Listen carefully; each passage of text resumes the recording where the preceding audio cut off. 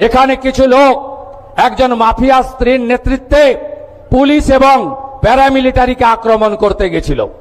আমি এখানে এসপি সাহেব আছেন, আমি বলে গেলাম ভিডিওতে যতগুলোকে ছবিতে দেখা গেছে কেউ যেন বাড়িতে না থাকে, তাদেরকে আইনের আওতায় আনতে হবে এবং ভারতীয় ন্যায় সংহিতার অন্তর্গত রাষ্ট্রবিরোধী কার্যকলাপের যে ধারা আছে, আমি পুলিশ মন্ত্রী হিসেবে আপনাকে নির্দেশ দিচ্ছি, সেই ধারাতে এমন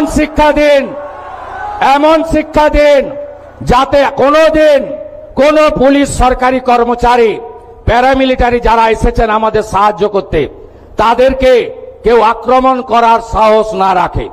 আপনারা শুনলে খুশি হবেন, শুধু জেলের ভাত খাওয়ানো নয়, যারা হামলা করেছে তাদের সম্পত্তি বাজেয়াপ্ত করে সেই সম্পত্তিকে নিলামে চড়ানোর কাজও আপনাদের ডবল ইঞ্জিন সরকার করবে। আইন হাতে তুলে নেবেন না, এ সরকার ছাড়বে না, এ সরকার কাউকে ছাড়বে না।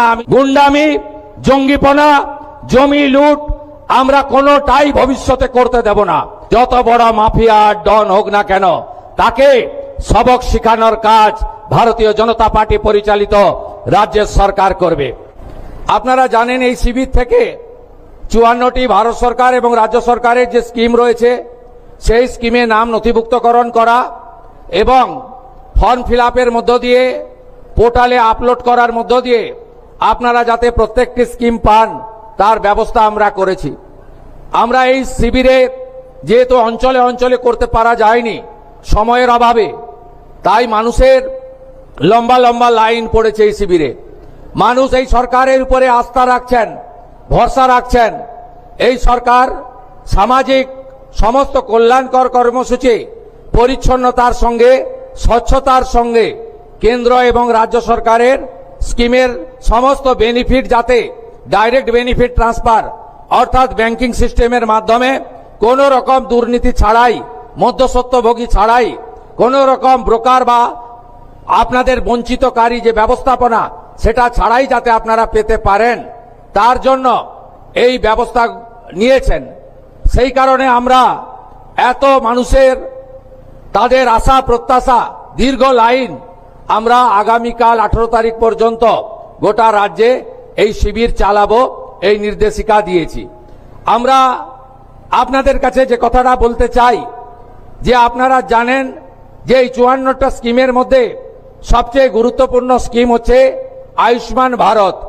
যে আয়ুষ্মান ভারতে পোর্টালে নাম নথিভুক্ত করলে আপনি ভারতবর্ষের যে কোনো জায়গায় সরকারি এবং বেসরকারি হসপিটালে 5 লক্ষ টাকা পর্যন্ত চিকিৎসা ফ্রি পাবেন। এই রাজ্যে 1,43,00,000 পরিবার, 6.5 কোটি মানুষ এই আয়ুষ্মান ভারতের প্রকল্পের সুযোগ আপনারা পাবেন, যার 60% অর্থ মোদীজির নেতৃত্বে ভারত সরকার দেবে, 40% অর্থ পশ্চিমবঙ্গ সরকার এর সঙ্গে যুক্ত করবে। দ্বিতীয় কর্মসূচি আপনাদের কাছে আমি বলবো, প্রান্তিক মানুষরা, গ্রামে থাকা মানুষরা, স্বল্প রোজগার যারা করেন তারা প্রধানমন্ত্রী সূর্য ঘর প্রকল্পে সোলার আলোর জন্য ব্যবস্থা নিন। 100 ইউনিটের জন্য 30,000 টাকা, 200 ইউনিটের জন্য 60,000 টাকা, 300 ইউনিটের জন্য 78,000 টাকা প্রধানমন্ত্রী সূর্য ঘরে আপনারা সাবসিডি বা ভর্তুকি পাবেন। এর ফলে আপনাকে ইলেকট্রিকের বিল দিতে হবে না। এটারও সুযোগ আপনারা এই জনকল্যাণ শিবির থেকে নাম নথিভুক্তকরণের মধ্য দিয়ে গ্রহণ করুন। তৃতীয় সেটি হলো আমাদের অন্নপূর্ণা যোজনা। আপনারা জানেন যে কেন আমরা ফর্ম ছাপিয়ে ভেরিফিকেশন করে আমরা উপযুক্ত প্রাপকদেরকে চিহ্নিত করছি। কারণ বিগত সরকারের যে লক্ষ্মী ভান্ডার প্রকল্প, এই প্রকল্পে ব্যাপক দুর্নীতি হয়েছে। মুর্শিদাবাদ জেলার জঙ্গিপুর ব্লকে সেখানে প্রায় 4-4.5 হাজার পুরুষরা লক্ষ্মীর ভান্ডারের টাকা তুলে নিয়ে চলে গেছে। কৃষ্ণনগর 2 নম্বর ব্লকে নদিয়া জেলায় একটা অঞ্চলে 173 জন পুরুষ লক্ষ্মীর ভান্ডারের টাকা তুলেছে। আমাদের মঞ্চে ডিজিপি আছেন, তিনি তার পুলিশ সিআইডি তদন্ত করছে। একটা বড় র্যাকেট আমাদের মা বোন দিদিদের হকের অর্থ, সরকারি অর্থ লুট করেছে। তাই আমরা পরিচ্ছন্নতার সঙ্গে ফর্ম ফিল আপের মাধ্যমে আমরা আপনাদের দিতে চাই। আমরা দিতে চাই তাদের যারা সরকার বা সরকার পোষিত বা প্রাইভেট স্কুল যেখানে সরকার অনুমোদিত সেই স্কুলে আপনাদের বাচ্চাদেরকে পড়াশোনা আপনারা করান। সেক্ষেত্রে বেসরকারি প্রাইভেট স্কুলেও আমরা দেব যারা কেন্দ্রীয় বা রাজ্য বোর্ডের অনুমোদন পেয়েছে। কিন্তু আমরা এমন কোন জায়গায় দেব না যেখানে ধর্মীয় শিক্ষা দেওয়া হয়, যেখানে ভারত বিরোধী কথা শেখানো হয়। সেখানে যারা পড়াশোনা করেন তাদের পড়াশোনাটা আমাদের মূল স্ট্রিম এডুকেশন, মূল ধারার শিক্ষার মধ্যে পড়ে না, আমরা তাদেরকে দেব না। যারা ভারত সরকারের, রাজ্য সরকারের বিভিন্ন ভ্যাকসিনেশন কর্মসূচিতে অংশগ্রহণ করেন না, ভ্যাকসিনেশন যখন হয় বলে এই টিকা আমার বাচ্চাকে লাগাবো না, এটা জন্ম নিয়ন্ত্রণের টিকা, তাই আমরা তাদেরকেও দেব না। তাই আপনারা সহযোগিতা করুন। ইতিমধ্যে জুন মাসে 3 তারিখে 28 লক্ষ মা বোন দিদির অ্যাকাউন্টে 3000 টাকা করে ঢুকে গেছে। এখন অবধি 1,05,00,000 আমাদের মা বোন দিদি তারা এই অন্নপূর্ণা যোজনায় নাম নথিভুক্ত করেছেন।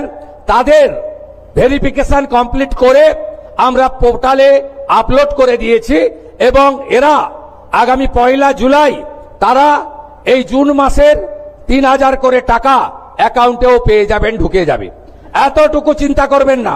এখনো যারা বাকি আছেন জনকল্যাণ শিবিরে আপনারা ফর্ম ফিল আপ করুন, আধিকারিকরা সাহায্য করবে এবং আমরা প্রয়োজন হলে আমাদের বাড়ি বাড়ি গিয়ে সেই সহযোগিতা আপনাদেরকে করব।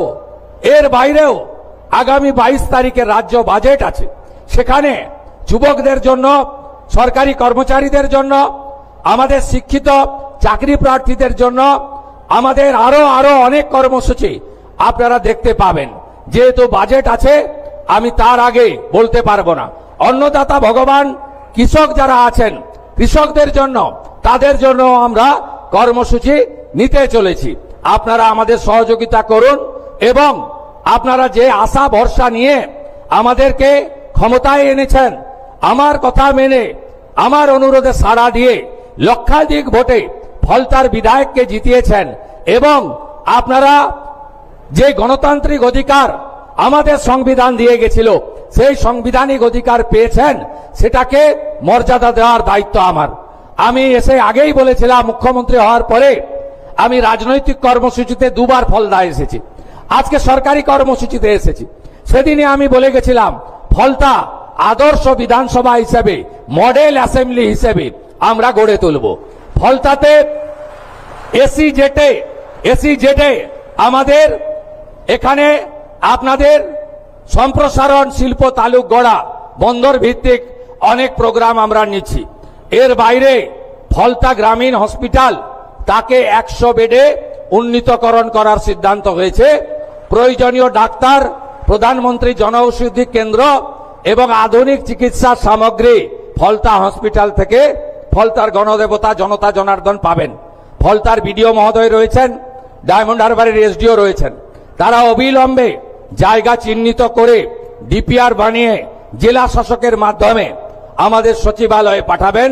ফলতাতে আমরা একটি মহিলা কলেজ এবং একটি ফায়ার ব্রিগেড স্টেশন এখানে অনুমোদন দিচ্ছি।